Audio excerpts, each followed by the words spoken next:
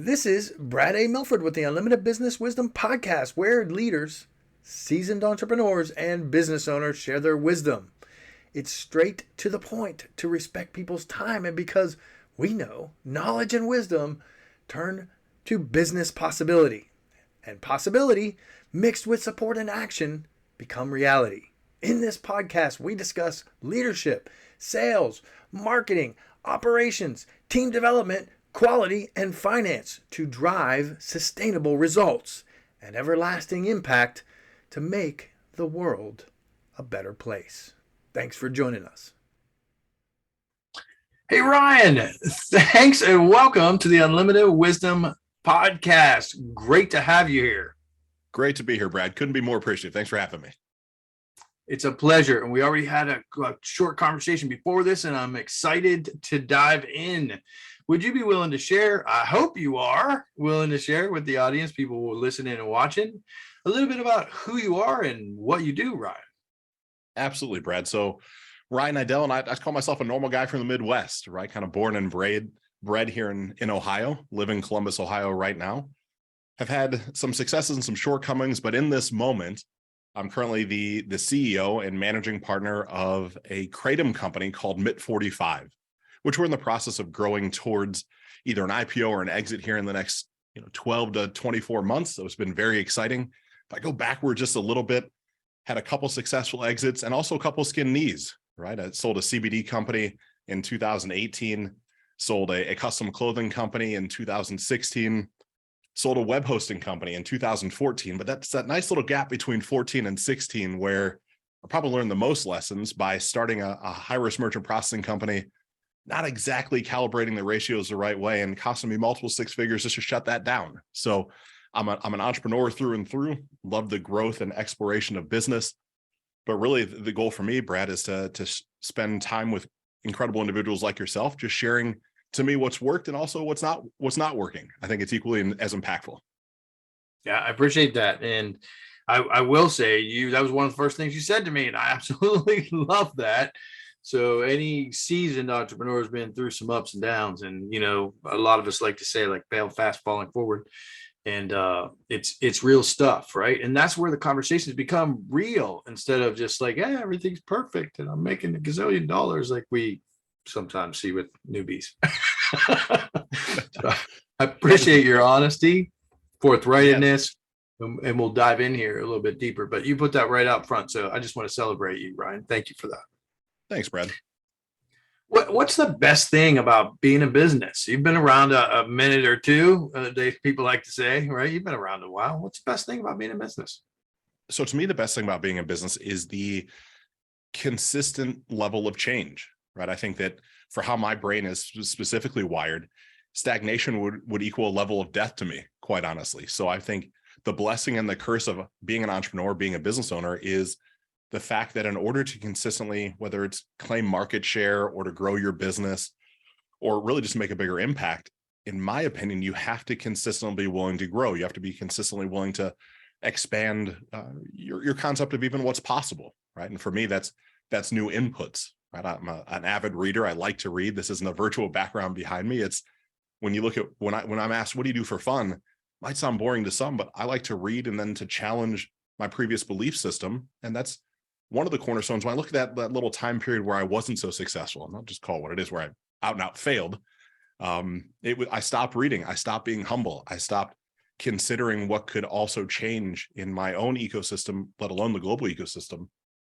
and just vowed to never do that in reverse. So for me, the most incredible part about being a business owner is the change. Every new season is going to require a new version of me if I want to keep growing at the same rate, which is really exciting to me.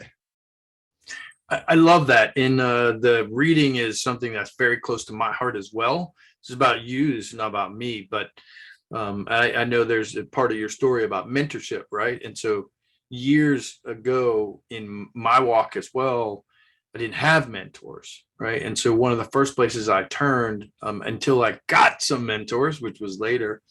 But us entrepreneurs, a lot of us are independent. And so I didn't have a way. I didn't know how that worked and all that kind of stuff. So I turned to books first. And so books to me are like mentorship on paper, right? Yeah.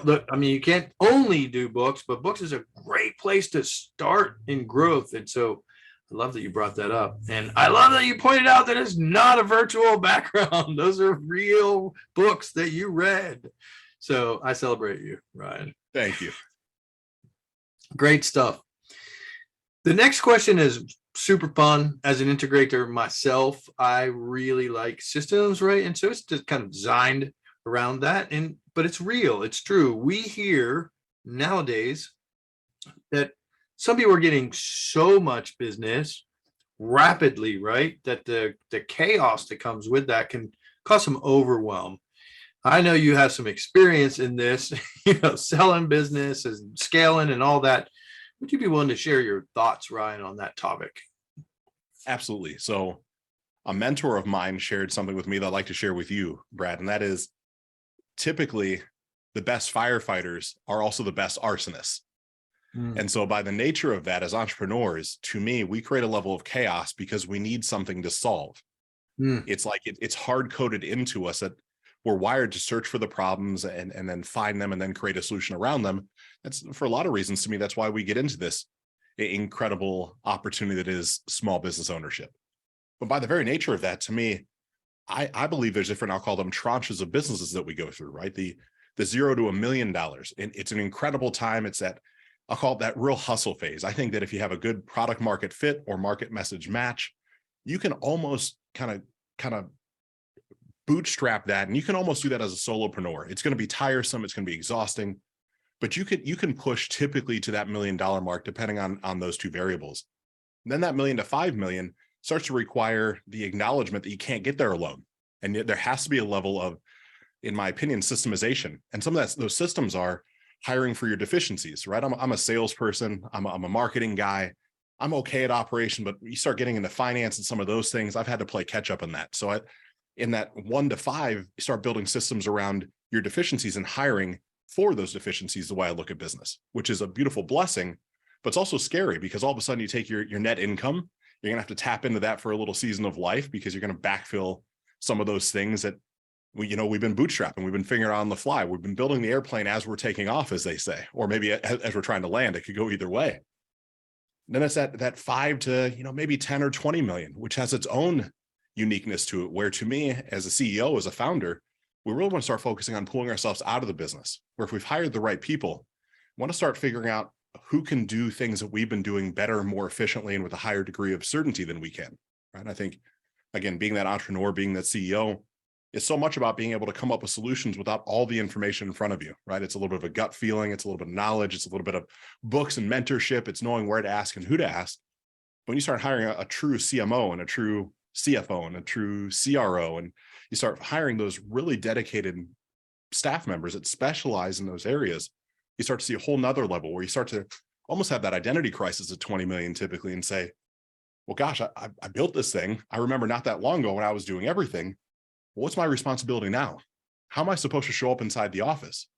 Where then it starts getting into more of the cultural fit. How do you as a CEO go from, having the whole business on your back into keeping the culture tight to what you originally wanted it to be while focusing on strategic outcomes, right? Some of those longer visions where, I don't know about you, Brad, but for me, that 0 to 10 million still feels like a little bit of a hustle. It's like, gosh, what's going to come next? Am I going to be able to navigate those waters? You get much past that, and the business now takes on a life of its own. It's almost like there's a level of certainty to that growth if you don't have too much debt on your books. And so then as CEO, you start really thinking, can you be 12 months ahead? Can you be 18 months ahead? Can you be 24 months ahead in your thought process and decisions? And then that just continues on, right? So there ends up being these series of different systems that I found that are impactful for every season of business. And gosh, for all I know, as you're listening to us, maybe it's taking you 3 weeks to get to that $1 million mark. I don't think it's time dependent. I think it's revenue dependent and experience dependent, more so than time. Where the business I own now, it was 10 years in existence before I came in. And so they got to that $5 million mark and were just paused. They were just stuck. There was nothing else past that.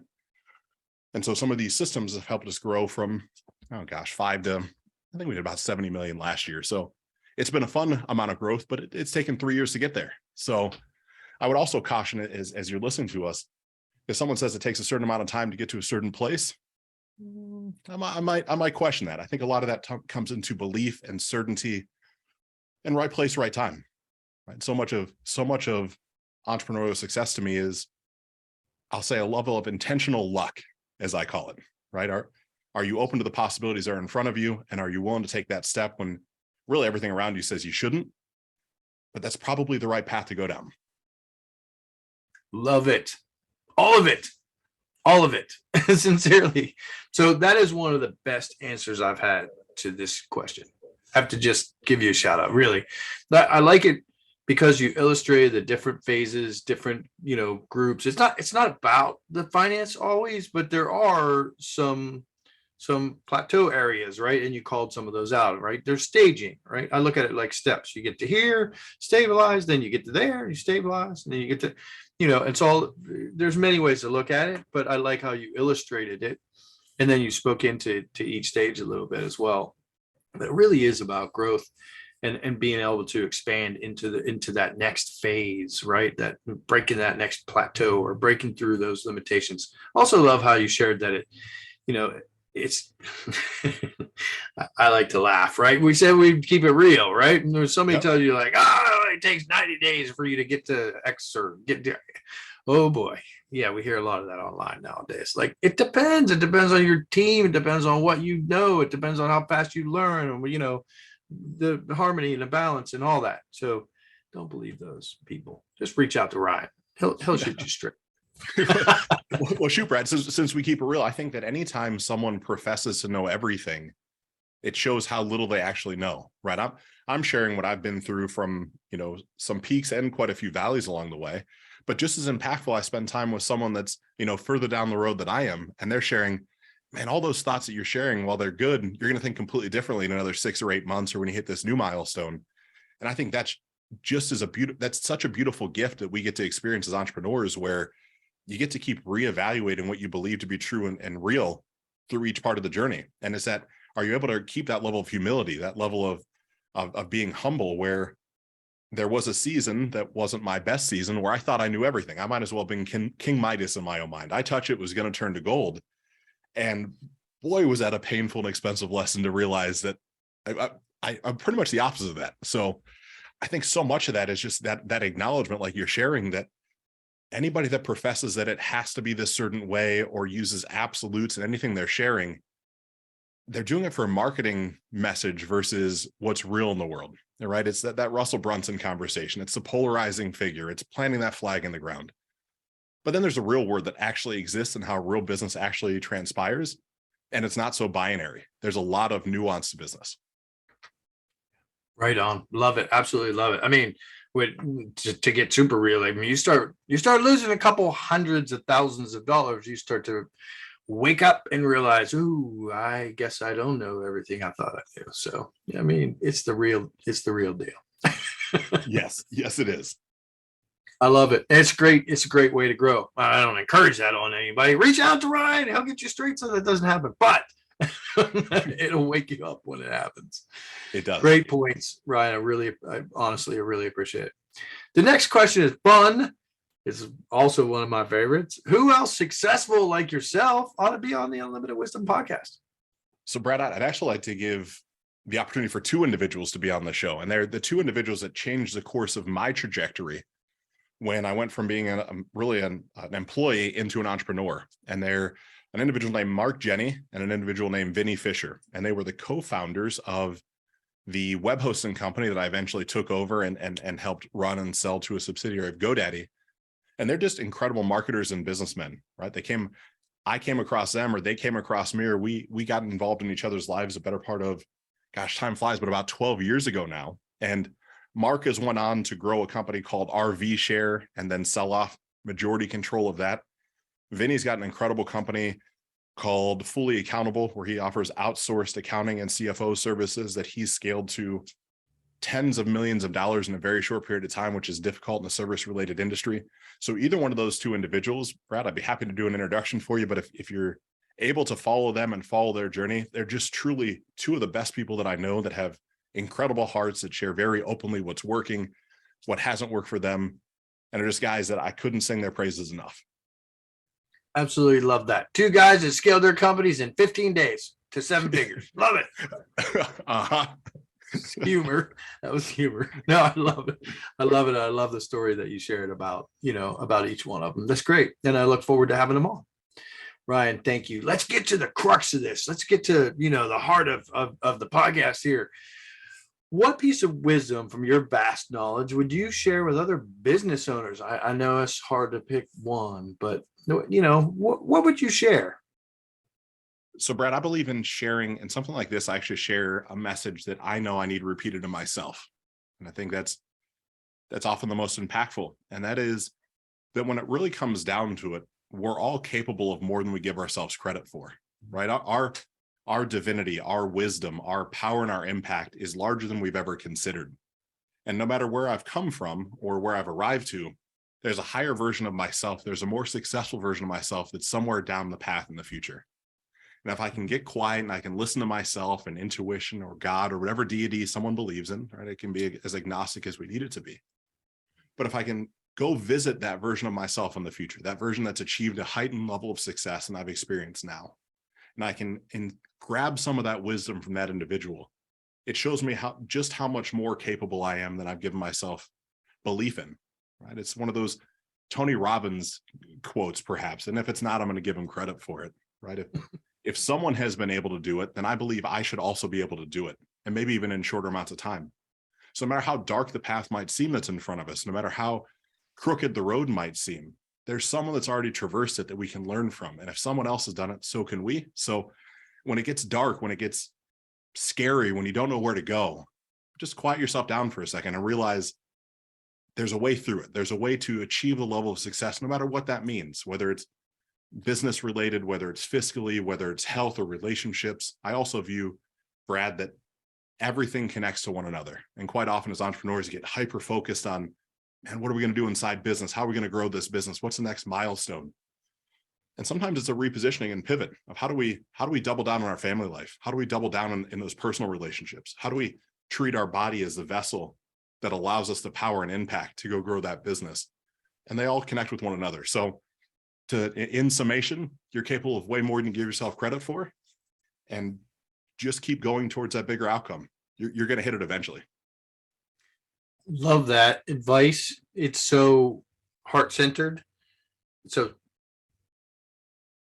selfless centered. I don't want to say it's a selfless centered, right? And what I was thinking about is a book. You're a reader. I'm a reader. We have readers on here. That when you were speaking, Ryan Holiday's book, "The Obstacle Is the Way," is what came to mind when you were speaking. And I love Tony Robbins too, but that's what jumped out at me. And I think does that sort of capture what you're speaking about? Like, look, it can be hard. It can be tough, but punch through that obstacle, punch through that plateau, reach out to people that can help you, grab a book, like whatever the obstacle is, find your path through it, under it, over it, and all of that. I'm going to pass back the mic to you for your thoughts on that subject. I think that's a really important point.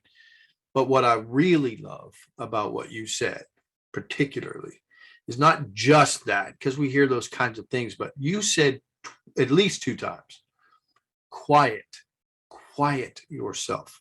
And that really stood out to me. So many of us walk through this life today that is very busy, right? And it's very noisy.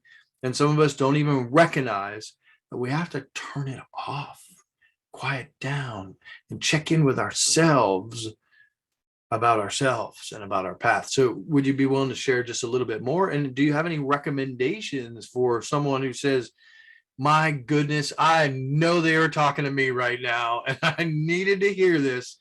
How would I go about that? Because that's not part of my regular routine. How do I start that?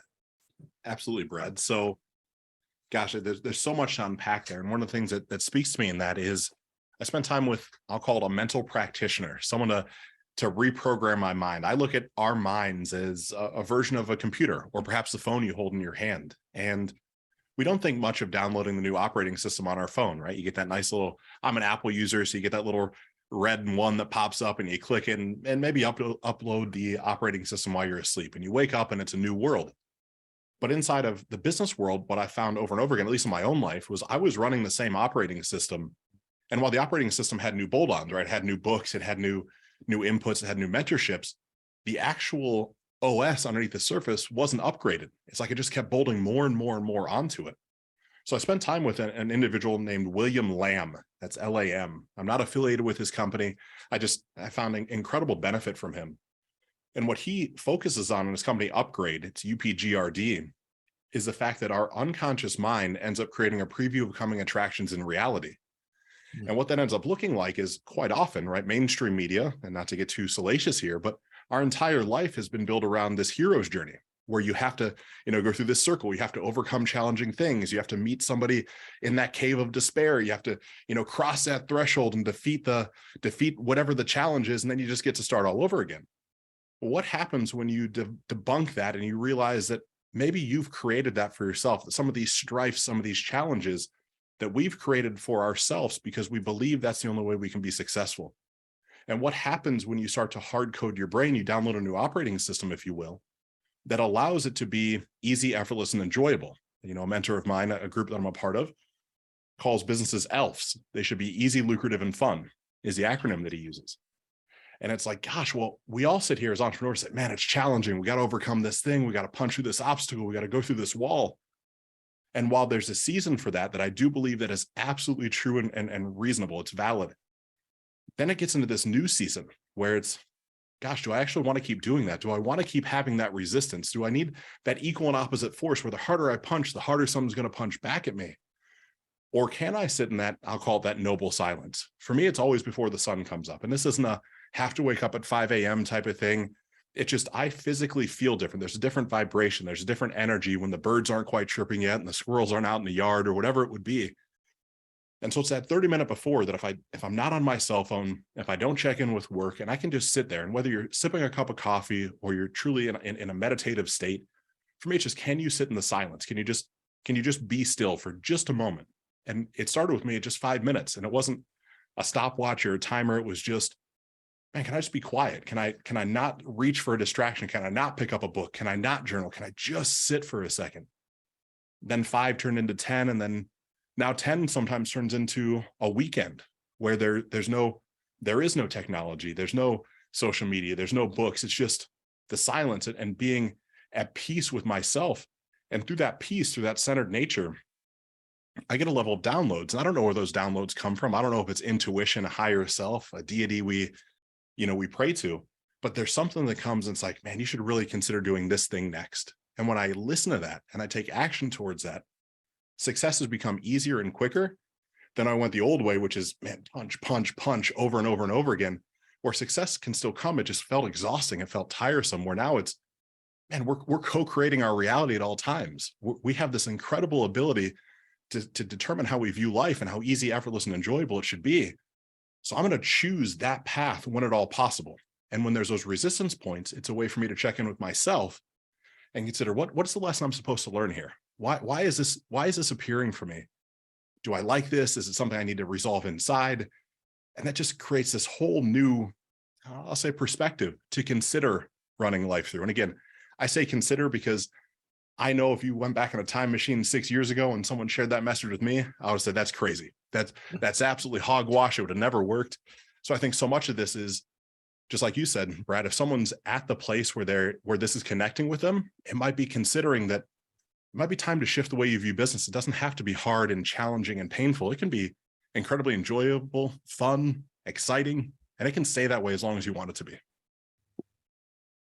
Wonderful stuff. Sincerely, not in a patronizing way. I mean that. That is like, what was it? ELF again? What was it? Yes, easy, lucrative, and fun. Guy's name is Joe Polish. Oh, I love Joe Polish. Easy, lucrative, and fun. No, that's some great stuff. Freedom, fun, sitting with oneself. There's so much power in that. And yeah, 20 years ago, I'd have been like, we're not doing that.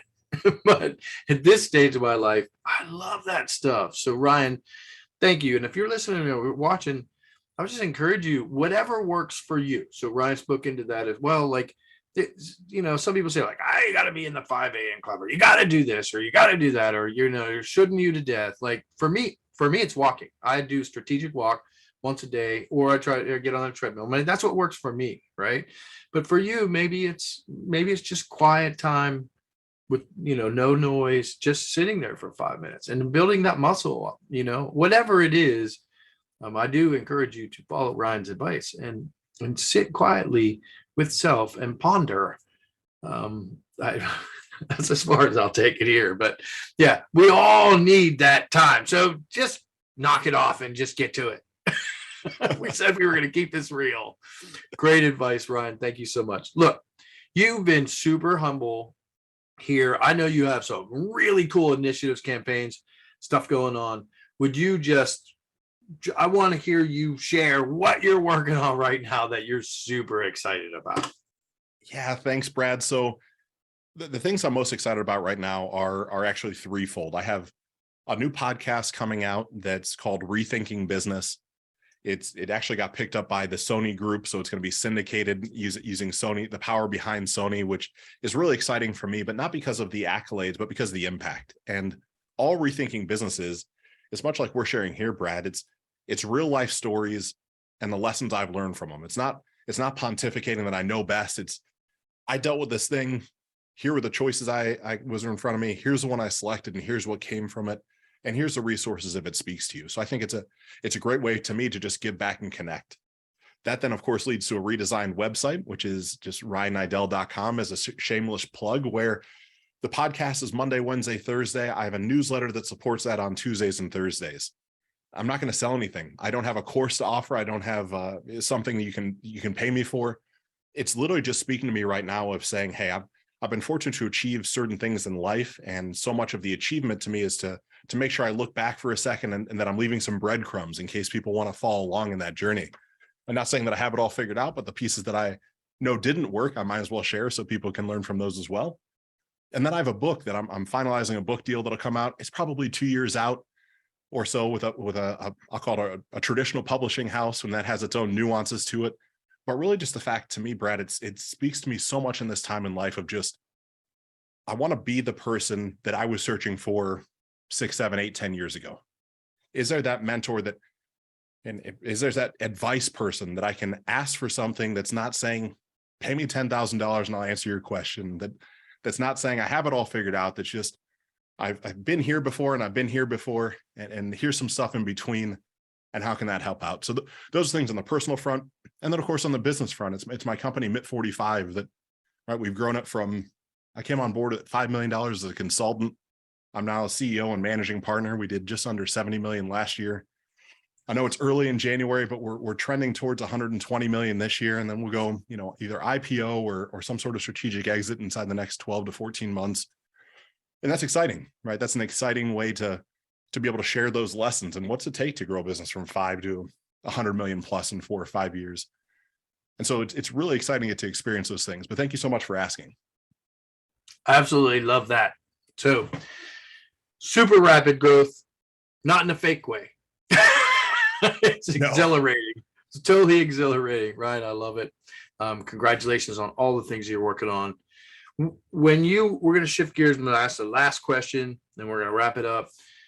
I ask every guest because I believe that we don't work to live. We work to live, not live to work, right? So I do. Yep. Like sometimes I get that wrong, but you know what I mean. You all know what I mean, and you laugh when I get it wrong. But because of that, what's the most fun vacation you've ever had? With all this work, you get some quiet time, some fun time, right? Yeah, and I'll say it's been the most recent one for me. So I got to spend 7 days just outside of Phoenix, Arizona, at a place called Radford Racing School. And I love cars. I love the automotive space. To me, car racing is one of those things you can never perfect. There's always a next place to go. There's always a next laughingly gear to tap into. And so I got to spend 5 days consecutively on a track learning the nuances of racing. And of course, right, there's external from that, and the nights and weekends, spending time with my wife and the spas and all those sort of things. But really something that's at the passion for me is the automotive enthusiast inside of me. And it's that racing side of things where I'm a Porsche Carrera Cup sprint driver and have this whole other side of me that's the passion for going fast in a controlled manner. So I think that if you're an A-type personality and you like those consistent challenges that are a puzzle that always need put back together, racing is a great way to express that and get to experience a true level of humility. You think you're really fast. You think you're really good. You see where you started and you see where you finish in 5 days. And then as a way to kind of make sure the pecking order stays in line, you get a professional driver that says, hey, hop in the passenger seat. And you see, good gosh, they're 25 seconds around this track better than I am. And I thought I was incredible. So it was a really fun experience. It was about 6 months ago for me. Love it. I love that. I love hearing these stories. Thanks for sharing. We're going to dive in here after the podcast. I think I might know who you went with. Possibly. We'll see. We'll dive in. It's a small world, you know. So Yes. Everybody, thanks for listening and thanks for watching. And Ryan, specifically to you, thanks for taking a chunk out of your, I know you're about to hop on a plane. So thanks for taking a chunk out of your day, like time blocking with me and just being here to share and serve. That means the world to me, and I celebrate you for it. So when somebody listens and watches this and they want to reach out to you, what is the best way for them to reach out and learn more or reach out to you? Yeah, Brad, best way to reach out is just RyanNiddel.com. That's RyanNiddel.com. I manage the site and same thing with every social media handle. So wherever you're consuming content, it's actually me behind the scenes. So if there's something that's on your mind or something you agree with or disagree with, they're both equally as impactful. Feel free to drop me a comment and we can strike up a conversation. I love that. Strike up a conversation. Do something different. Don't just listen and not do anything. Actually shoot them a message and say, hey, here's what I like. Here's what I saw. Here's what I heard. And start up a conversation because that's what it's about.